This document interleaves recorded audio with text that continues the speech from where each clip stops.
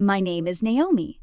I grew up in Columbus, Ohio, in a small brick house with a cracked driveway and a maple tree that dropped helicopters in the spring. Dad worked nights as a supervisor at the shipping hub. Mom answered phones at a clinic and learned all the patients' birthdays by heart. If you asked anyone on our street, they'd tell you we were a normal family.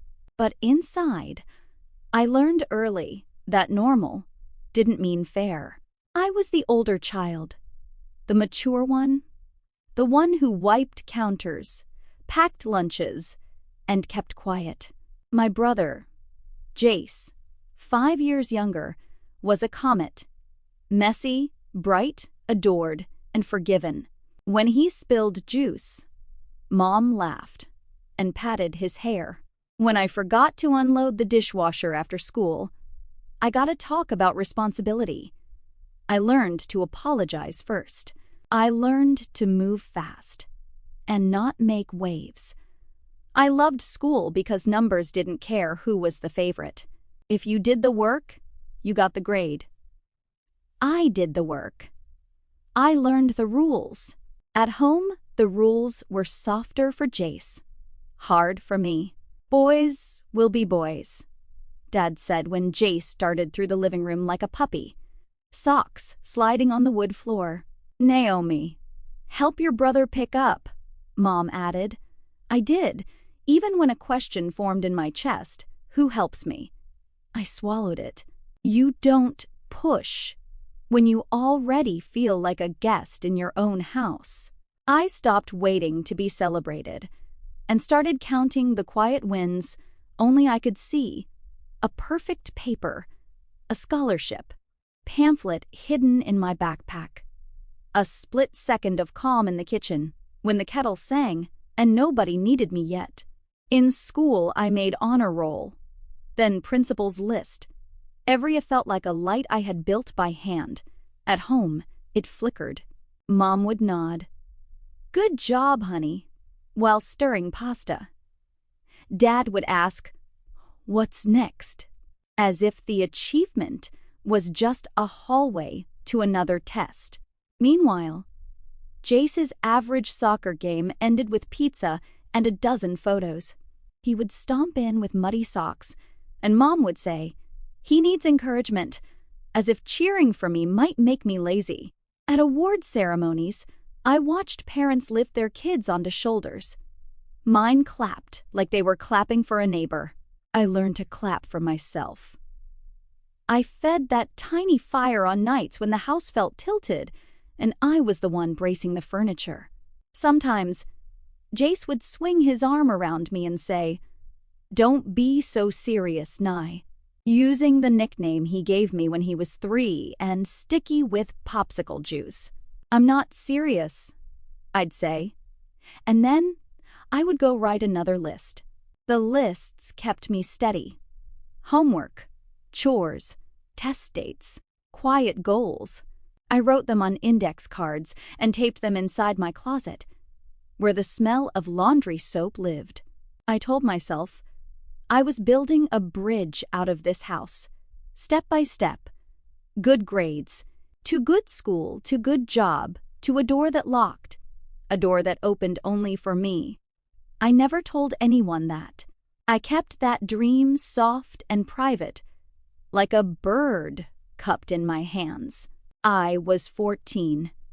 The Christmas, the rules cut like glass.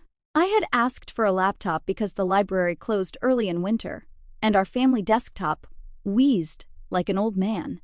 I researched a used model, a practical one, nothing fancy, and emailed Mom the link with a polite subject line, if possible. On Christmas morning, I unwrapped a second-hand laptop that was scratched but serviceable. I said thank you, and I meant it. 2 hours later, Jace tore the paper off a brand-new gaming PC with a tower that glowed like a spaceship. The receipt poked out of the box like a tongue. The price was 3 times what I had asked for. Dad said, games help with hand-eye coordination. And Mom added, He needs something fun. I held my second-hand laptop like it was a borrowed book. I thought about hand-eye coordination. I thought about how I read spreadsheets, the way some kids read sheet music. And nobody said that trained my hands, or my eyes, or my future. I swallowed the heat in my throat and told myself a story that would keep me moving. You don't need their celebration to build your life. You just need work and time. That afternoon, I set up my used laptop at the kitchen table. The spacebar stuck if I hit it too hard. So I hit it lightly and learned to type without anger. Jace yelled from the living room when his game booted. Mom and Dad cheered. I opened a blank document and titled it, Things I Can Control. At 16, I took a job at the bakery on Broad Street because my history class was going to Washington, D.C. And I didn't want to ask for money I knew I wouldn't get. I stood behind glass cases of donuts that looked like planets and learned how to smile without offering anything else. Flour made halos when we banged the trays. I smelled like sugar and fryer oil at night, but I didn't mind. Each shift pushed the trip closer. When I counted my tips, I felt like someone handing herself a rope. I saved for months and bought my ticket and a cheap camera, the kind you have to wind. In April, Dad congratulated Jace on getting into a 2-week coding camp that cost double my trip. It's his future, Mom said, eyes bright. He needs a push. I looked at my wind-up camera and thought, I am my own push. In D.C., I stood in front of the Lincoln Memorial and didn't make a wish. I made a decision. I would stop asking to be seen by people who refused to look. I would be my own witness. On the bus, back to Ohio, I wrote finance in my notebook and underlined it twice. Numbers didn't get bored of you. Numbers didn't play favorites. Numbers were doors you could open with the right key, and I was good with keys. I pressed my forehead to the cold bus window and watched the highway ribbon home. Somewhere below the hum of tires, a clock started ticking toward the life I wanted. College was Ohio University because the math worked. Grants, a small scholarship, work-study, and 2 part-time jobs created a map I could actually walk. I took a morning shift at the library and a weekend shift at a coffee shop, where the espresso machine sounded like a dragon clearing its throat. I slept in slices, 4 hours here, 2 hours there, and learned to love earplugs. The first semester, I caught every cold and still showed up to every class with a pencil sharpened to a needle. I declared finance because I liked the way spreadsheets snapped into place when you fed them truth. I learned debt like other people learned anatomy. I studied interest the way my brother studied cheat codes. I learned how people became trapped by 1 signature and 3 missed payments. I learned how to climb out. My professors noticed my neat work and my questions with pointy ends. One of them, Dr. Patel, handed me an internship flyer and said, I know you are tired. Keep going. I kept going. When my bank balance dropped to single digits, I sold a coat, then bought ramen and a notebook with a thick spine. I tracked my credit score like a plant I watered. On Saturdays, when other students stumbled down Court Street, I wiped sugar off tables and counted the change in the tip jar like it was proof I could make something from nothing. Sometimes it was only $12.47. I wrote it down anyway. After graduation, I took a junior analyst job in Chicago because the offer letter was solid and the numbers meant breathing room if I lived small. I rented a studio with a cracked window that looked at another brick wall and loved it for the lock and the quiet. The first night I lay on the floor and listened to the radiator click like cricket legs. I thought, this is mine. I brought home a folding table, a plant with stubborn leaves, and a second-hand kettle that screamed a little. I paid my student loan minimums and then more. I built an emergency fund in a savings account I named Maple Tree, after the one that shed helicopters back home, because I wanted to remember where I started. I filled a notebook with each debt payment until the balances shrank into something I could step over. At work, I volunteered for tough projects because tough projects came with data nobody else wanted to scrub and stories nobody else wanted to tell. I learned the office at different hours, how the light feels at 7 p.m., at 6 a.m., at midnight when the cleaning crew hums. I made friends with an analyst named Priya who taught me how to make dal in one pot and how to take up space in a meeting without apologizing. When my loans hit zero, I bought myself a set of cotton sheets and a small cake. I ate a slice at my folding table and let my shoulders drop. Peace isn't loud. It's a door you close and the silence that answers. I kept in touch with my family in the way you keep in touch with a place you once lived, and now only pass through. Mom called with updates about appointments, and church potlucks. Dad texted photos of the yard when the grass looked clean. Mostly, they talked about Jace, new sneakers, a new watch he found on sale, a guy he met, who knew a guy with a startup idea that only needed seed money. He still lived at home, floating on a cushion of second chances. When I asked how his job search was going, Mom shifted. He's building his network, she'd say, like the word job had turned sour in her mouth. He's figuring out what fits him.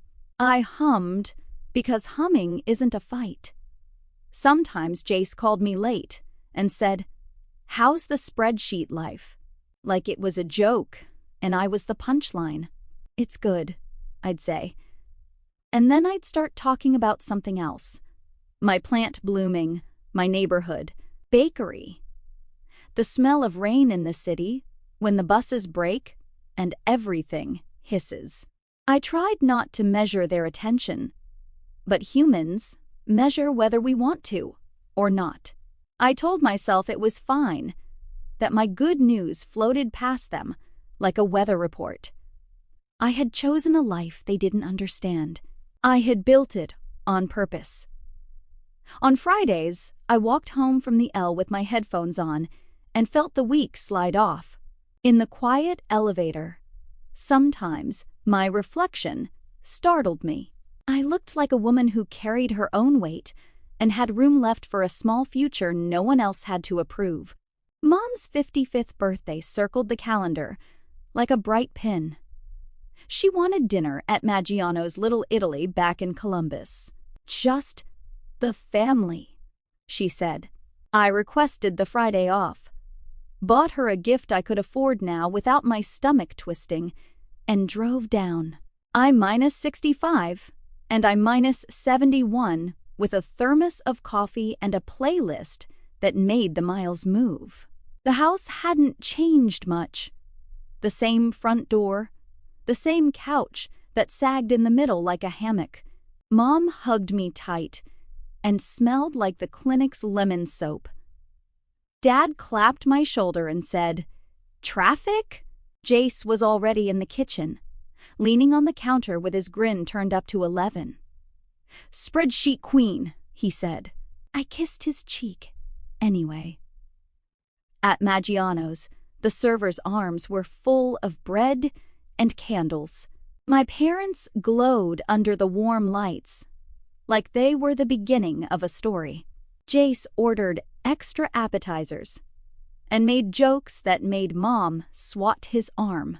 When he teased me for my budget binder, I laughed, because I'd learned that laughing is easier than explaining.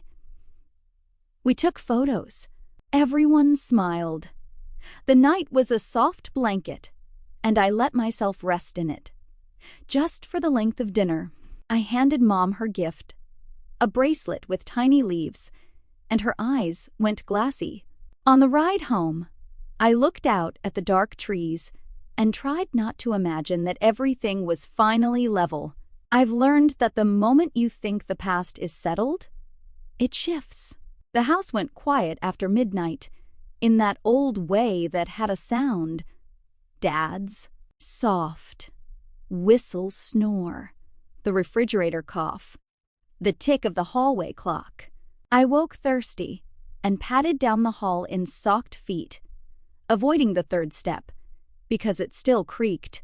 In the kitchen, I heard low voices and stopped. The living room lamp was on. Dad sat forward on the couch, elbows on his knees. Jace paced hands in his hair how much Dad asked. Jace stared at the carpet. 42, he said. It was down, then up, then. Look, crypto swung, and I covered with the cards, and then there was this parlay. My skin went cold. 42,000. The number sat in the room like a person. Dad swore under his breath. Your mother can't know the full amount. Jace laughed high and small. She thinks it's 20. The clock ticked. We'll talk to Naomi, Dad said finally, like laying a card. We'll get her to co-sign the loan for the shop. Shop? Jace brightened. Like a light when you jiggle the bulb. Bubble tea and desserts. It's big right now. We pitch it as family investment. I stood in the hall, heart hitting the inside of my ribs. The words crowded the air. Cosign, investment, family. I didn't breathe. I listened to the plan that put my name on his debt. The kind of plan people use when they believe you're furniture. Useful, but not alive. Mom's slippers whispered as she came into the room. What are you two scheming? She asked, half smiling. Dad didn't bother to lower his voice. We'll call it an investment. She loves paperwork. She won't notice. Jace snorted. Let her pay to feel included. The shape of the sentences was a hand on the back of my neck. Mom nodded, thoughtful. She owes this family, she said. She can afford it. Dad leaned back. We'll have her sign on the dotted line. It'll help Jace reset. We'll set up a nice deck. Foot traffic numbers. She loves that stuff. They were talking about me like a tool in a shed. I watched the lamp throw a warm circle over their faces and felt nothing warm at all. Fear walked up to the line in my chest and stopped. Something older stepped forward, calm, with a clipboard. Okay, I thought. If they want business, we'll do business. Not the kind you can twist with a story later. The kind with signatures and consequences. I stood there long enough to memorize the exact words. Investment, loves, paperwork, won't notice. So I could carry them with me like receipts. Then I backed away, slow as tide. In the guest room, I sat on the edge of the bed and wrote a list with a shaking hand that steadied by the second. Protect accounts, freeze credit, screenshots, attorney, escrow, lien. I stared at the word lien until it looked like a key. I moved like someone disarming a wire. First, I changed the passwords on anything that ever touched money. Bank, credit, cards, investment apps, and added two-factor authentication where I hadn't. I logged into the credit bureaus, Equifax, Experian, TransUnion, and placed fraud alerts and a freeze on new credit. If anyone tried to open anything in my name, I wanted a wall to rise. On the console table in the hallway, the family iPad blinked with a lazy fish screensaver. I tapped it awake and found the text thread pinned at the top. Mom, Dad, Jace. I scrolled with my heartbeat in my throat. There it was. We'll call it an investment. She loves paperwork. She won't notice. Just get her to cosign. I screenshotted every message, careful not to leave smudges on the glass. I emailed the images to my personal account with a subject I'd recognize for the file. Back in bed, the ceiling fan clicked a rhythm I wanted to break. I typed Columbus business attorney into my phone and saved 3 names that had reviews about contracts and family partnerships gone wrong. I set my alarm for early even though I wasn't sure I'd sleep. I did. Finally, in the last hour before dawn, the kind of sleep you fall into like a hole. When the alarm dragged me out, I was already halfway to the door in my head. I left a note on the kitchen counter. Early client call. It wasn't a lie. I was the client. I was finally going to be the client of my own life. I drove to a budget hotel off the highway and paid for a day room with a card that didn't share a bank with anything my parents knew. The room smelled like lemon cleaner and something sweet underneath. The curtains blocked the sun like a hand. I sat at the little desk with a notepad that said, "Welcome," and called the first attorney on my list. She was in a meeting. The second's receptionist said he's free at noon. The third answered on the second ring. Law Office of Merritt and Shaw. This is Aisha. I told her the short version. They're building a trap, I said, and my voice didn't shake. They want me to co-sign for a family business to cover my brother's $42,000 in gambling and crypto losses. She asked careful questions, the kind that keep people from falling through holes. Any texts? Any witnesses? What did they say exactly? I read the lines. We'll call it an investment. She loves paperwork. She won't notice. Aisha exhaled. Okay, she said. Then, we won't fight the idea. We'll give them exactly what they want, on our terms, on paper, with guardrails they can't see around. Guardrails? I asked. Escrow. Vendor payments only. Secured promissory note. Personal guarantee. And we'll file a UCC-1 lien on any collateral your brother owns. She said lien like a calm tide. If they misuse funds, we trigger default. No yelling. Just process. I wrote down every word. She said, come by it too. Bring your screenshots. I thanked the lemon-smelling room for its silence and drove downtown to put a border around my life. I sat in a conference room with a glass wall that made the city look like a blueprint and watched Aisha write my brother's name in neat letters on a legal pad. Does he own anything of value? She asked. A car, I said. A 2019 Dodge Charger. Black. Loud. He loves that thing more than he loves breakfast. Good, she said. And the pen made a small victory dot. We'll secure the loan with a UCC-1 on the vehicle. We'll list the VIN. He'll sign a personal guarantee. Your parents will sign as co-borrowers if they want in. Funds will be deposited into escrow. Disbursements will be vendor only, meaning we pay equipment suppliers directly. No cash. If they try to move money to a personal account, it flags as misuse. Misuse equals default. The word default didn't feel like thunder. It felt like a door closing gently. How much will you invest? She asked. As little as proves the point, I said. Enough to set the rules. $2,000 for a test tranche, she said. Coffee equipment. Waffle iron. We make it look cooperative, not punitive. They'll sign because they think you're the same girl you've always been.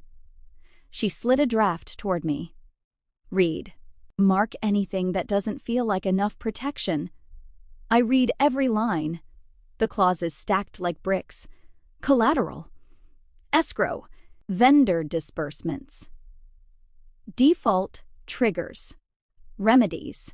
It was a language I knew, but reading it with my life in it made the words taller. When we were done, she said, "We'll invite them to sign here.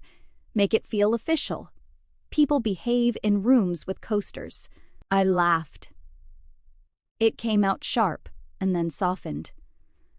"Let's make it official," I said. Back at the house, Dad had printed a Canva deck that looked like candy. The cover slide had a pastel logo and a cup of bubble tea with big pearls like marbles. "Foot traffic is up near the strip mall on Parsons," he said, clicking with pride. "There's a nail salon next door. It'll be perfect." He showed me charts he'd pulled from places that weren't sources. He talked about waffle cones and toppings. Jace leaned back with his ankle on his knee, like a man in a commercial. I looked at the pictures and practiced my face in the reflection of the TV. Interested, not overeager. "I've actually been wanting to do something we could own together," I said, watching their shoulders drop in relief. "If we do it right, with documents. I'll have my attorney send over a standard family business packet so we're all protected." Dad's eyes lit. "See? She loves paperwork," he said to Mom, who smiled like this was proof the world was bending back toward them. "Send it," I told Aisha in a text I wrote in the bathroom with the fan running. "They're ready." At dinner, Jace made a toast to Brooke's bubble and waffles, and everyone laughed. I clinked my water glass against his and smiled like it didn't cost me anything. In my pocket, my phone buzzed. DocuSign invitations prepared. Appointment options attached. I put on my shoes after dessert and hugged Mom. "I'll be back tomorrow afternoon," I said. "Early client call. Always working," Dad said, proud and dismissive at once. "It pays off," I replied. The next morning, I kept everything in writing like Aisha taught me. Excited to move forward, I emailed. "Attached is a basic business plan template. Fill what you can."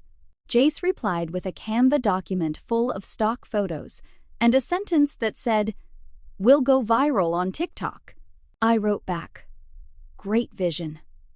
For the loan, my attorney will draft standard documents so we're protected as a family. I CC'd Mom and Dad. Aisha's paralegal sent the packet. Secured promissory note. Personal guarantee. UCC 1 collateral description. With the charger's VIN. Escrow agreement. Vendor disbursement terms. And a simple budget. "We trust you," Mom wrote. "Let's not overcomplicate this," Dad added. I replied, "These are simple protections. I didn't add for me." We set a signing appointment for Wednesday at 10 a.m. at the Merritt and Shaw office downtown. I booked a half-day at work and told my manager I had a personal appointment. "Everything okay?" he asked. "Just drawing a boundary," I said, and he nodded like he understood more than I had said. That night, I lay in the guest room and watched the ceiling fan turn. I counted rotations until my heart slowed. I thought about the first time I had learned about liens in a thin textbook and how the word had seemed dry then, like a chalk line on a field. Now it glowed. Now it was a shield I could hold without shaking. The law office smelled like coffee and paper. Aisha wore a navy blazer and the kind of calm that fills a room. We sat at a conference table with water glasses and coasters like small targets. The paralegal, a woman named May, walked us through each document in simple words. "This is the secured promissory note," she said, touching the title. It explains the amount, the repayment, and what happens if the rules aren't followed. This is the personal guarantee. Jace promises to pay even if the business doesn't. This is the UCC one. This puts a lien on the 2019 Dodge Charger, VIN here, as collateral. This is the escrow agreement. Money sits safe and can only go to approved vendors. And this, she said, lists what counts as misuse. Dad waved a hand. We trust family, he said. No need for all this legal stuff. Aisha smiled without smiling. These documents protect everyone, she said, especially families. Mom signed first, fast. Dad signed slowly, like each loop was a favor. Jace scribbled his name hard enough to press through. I signed last and felt the pen click in my fingers like a seatbelt. May slid the stack away and said, "Congratulations." It sounded like punctuation. We took the elevator down together. In the lobby, Dad hugged me with a clap on the back. "This will be good for us," he said. Jace tossed the keys of the Charger in the air and caught them, then grinned. I watched the keys spin. I thought of cause and effect, of gravity, of how some lessons only arrive when you let go. I authorized a small test disbursement, $2,000, paid directly from escrow to a coffee, equipment vendor, and a supplier that had a refurbished waffle iron in their warehouse. Compliance, I wrote in the email, and the vendor replied with a thumbs-up emoji and an invoice. Jace called within the hour. "We need cash," he said, like he was explaining a science fact. "The vendor-only thing is slow. Receipts unlock the next draw," I said. "It's in the agreement. Section 4. He sighed and did the exaggerated yawn that used to make teachers laugh. "You're being impossible," he said. Playground mean. "I'm being exact," I replied, and we sat in that for a second, like a stare. "Fine," he said, and hung up. I forwarded the first receipt to May and kept a neat folder on my desktop called BBW Escrow. I labeled things with dates, because dates tell the truth, even when people won't. Mom texted me a string of heart emojis and "so proud of us" with 3 exclamation marks. Dad texted "we're rolling." I set my phone face down and stared at the plant on my windowsill until I could feel my jaw again. 2 days later, the coffee vendor delivery photo came through. 2 boxes on our front step, the waffle iron a day behind. I felt a small click of satisfaction. Guardrails, Aisha had called them. I called them bones. The business would stand or fall on bones. I wasn't going to let my spine be one of them. It took less than 48 hours for the first crack to show. The escrow software flagged an attempted non-vendor transfer at 2:13 a.m. A request to route funds to a checking account linked to Jace's name. May emailed the report with quiet efficiency. Per Section 6.1, this qualifies as suspected misuse. Please advise if you'd like to trigger default. I stared at the screen. I could see Jace. Glow of his monitor. Eyes darting. Thinking no one will notice because that's what my family said about me. About the way I observe, record, remember. I called Aisha. "It's time," I said. She didn't ask if I was sure. She said, "We'll send the default notice today and file to perfect the lien if we haven't already. The repo agent can schedule pickup within the week." My stomach fluttered like a bird that was ready to leave my hands. "We gave them every chance to follow the rules," I said. "Not to justify, but to anchor." "We did," she said. "And you set those rules because they insisted on a business. This is business.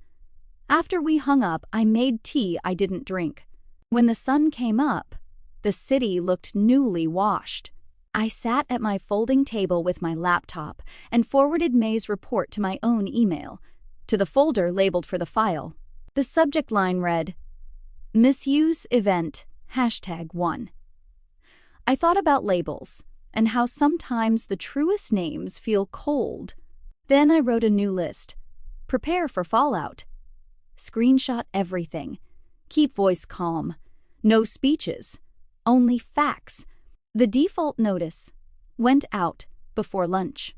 A UCC one was filed with the state, listing the charger's VIN, black paint, 2-door, and the last 4 of Jace's license. The repo agent confirmed a window for pickup. "At dawn is easiest," he said, like we were scheduling a dentist appointment. Dad texted within minutes, the words running hot, "You're overreacting. This is family." Mom called 5 times, then left a voicemail crying so loudly I lowered the volume. Jace sent a message that said, "You are dead to me," and then another that said, "Please."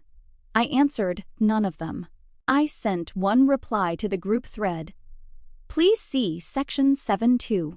Misuse of funds triggers. Default. All actions are per the agreement you signed." Aisha sent me a copy of the signed pages again, the loops of their signatures, like evidence of weather. I forwarded those to myself, too.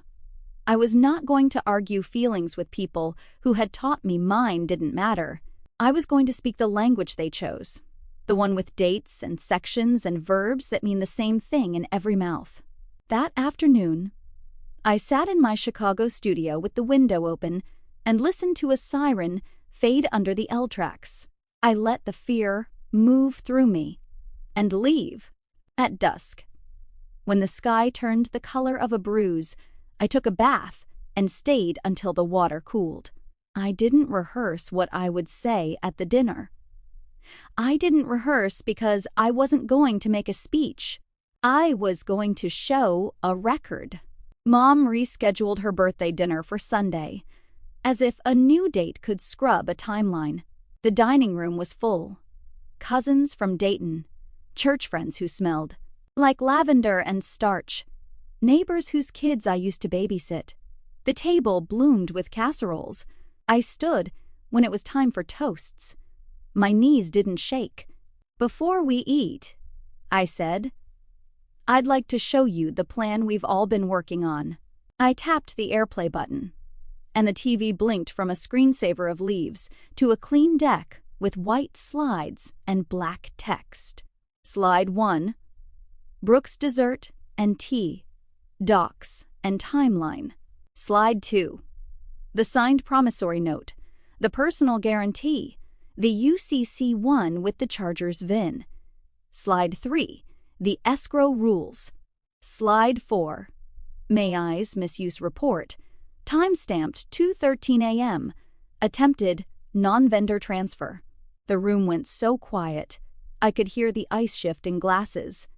I kept my voice even. "You wanted a business," I said. "So we did business. We put protections in place. Those protections were breached. Per the agreement, default triggered today." Someone gasped. Dad's face darkened. Mom said my name like a plea and a scold at the same time. I looked at her and thought of every time she told me to be mature. "This is maturity," I said gently. "It's also fairness." I ended on a final slide with a sentence I had written for myself and now offered to the room. "Family is not a loophole." I put down the remote and sat. No extra words. The silence held, then broke into whispers that sounded like paper tearing. Dad stood so fast his chair knocked the wall. "You did this to your own brother," he said, voice shaking. I didn't stand. "You did this when you tried to move money out of escrow," I said, not looking at Jace, because I knew if I did, he might pull at the old thread inside me that still wants to make him okay. We followed your plan, I added. Investment. Documents. You signed.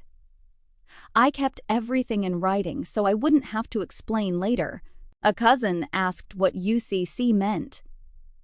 Uniform Commercial Code, I said. It's how business is kept fair across states. The church friends stared at the TV with their mouths open. Mom's hand trembled at her throat. We are family, she whispered. We help each other. I nodded. I am helping you, I said, and it was true. I am helping you learn not to use me. I am helping you see that consequences are not meanness. They're math. My voice stayed soft. I will never be your guarantor, I said. I will be your mirror.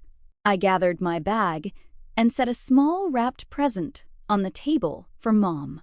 A candle that smelled like lemons, like the clinic soap she loved. Happy birthday, I said. I'm going now. I walked through the chatter that rose like steam and didn't look back. Outside, the evening felt the way air feels after a thunderstorm. Cleared out, humming. The repo agent arrived at dawn like a fisherman. Quiet, efficient, polite. He backed his truck into the driveway, hooked the charger in the pale blue morning, and was gone before the sun had the chance to make everything sharp. The neighbor's curtains twitched. By noon, Aisha had filed in county civil court for a judgment on the balance due after collateral. I refreshed the docket twice, then made tea. That afternoon, Dad posted on Facebook about ungrateful children. A paragraph that started with Bible verses and ended with a line about daughters forgetting where they came from. I didn't respond. My cousin Rachel did. She wrote, "There's more to this," and attached a screenshot of the misuse clause and the signature page, each name clear as a bell. The comments turned into a quilt, some squares hot, some cool. Then it went quiet, the way conversations do when they hit a real thing. I turned off my phone and went for a walk by the Scioto. The river looked like a ribbon pulled straight. I breathed until the air felt like mine again. At night, I drove back to Chicago with the windows cracked, and the dark highway felt like a long, calm sentence. I slept 6 hours without waking. In the morning, I made oatmeal and answered 3 emails from clients before 9. You can survive a storm and still meet your deadlines. Both can be true.